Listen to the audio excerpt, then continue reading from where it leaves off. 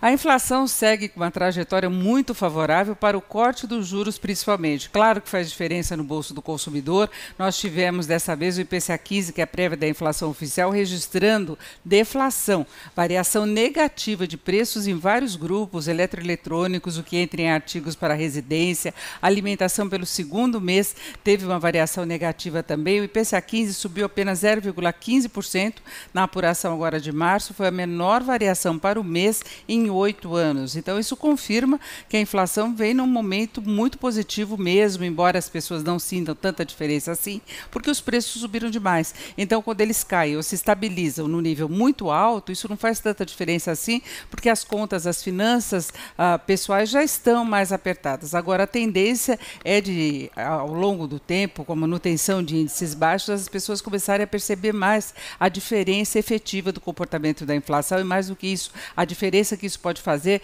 em termos de poder aquisitivo. Agora, a sinalização que fica por trás desse movimento da inflação é a possibilidade ou probabilidade de um corte maior da taxa básica de juros. Já temos falado muito sobre isso e fica cada vez mais evidente a necessidade de o Banco Central cortar mesmo a taxa básica. Ele deve cortar em 1 ponto na próxima reunião do Copom, do Comitê de Política Monetária, no mês de abril, e depois mais 1 ponto na reunião seguinte, porque caso contrário, com esse comportamento que nós temos na inflação, na verdade, nós teremos uma elevação dos juros em termos reais. E há toda uma preocupação do governo em estimular a atividade econômica, em garantir condições melhores do crédito, sendo que nesse comportamento da inflação, claro que há o impacto da recessão, da atividade econômica e da fraca. Por mais que se fale na melhoria de alguns indicadores, da possibilidade de crescimento da economia este ano, reversão da crise, a situação ainda continua difícil para os vários ramos de atividade, o que acaba induzindo a essa queda de preços e colaborando para o comportamento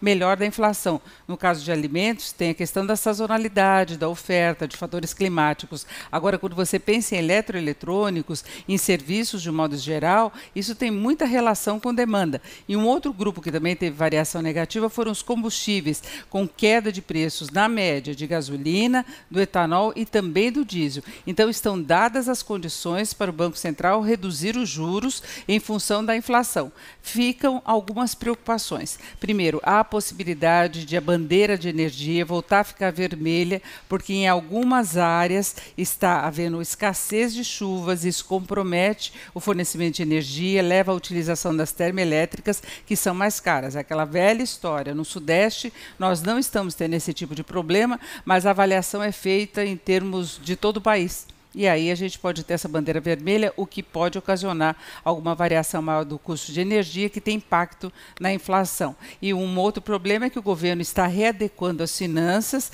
tentando reforçar a receita para cumprir a meta fiscal deste ano. E isso pode implicar aumentos de tributos, inclusive sobre combustíveis, é o que mais se especula, e aí teríamos uma variação maior de preços também com consequências da inflação. São duas observações, mas de qualquer modo a projeção é de uma inflação no final deste ano muito perto do centro da meta, que é 4,5%, pode ficar um pouco acima disso, mas essa expectativa não serve de desculpa para o Banco Central manter a cautela na condução da política de juros e nem mesmo a questão fiscal, que ainda está em aberto. O governo começa a fazer algumas concessões em relação à reforma da Previdência, é um outro assunto que preocupa bastante, mas nas condições atuais, a inflação e a atividade econômica fraca é que devem determinar a calibragem dos juros básicos.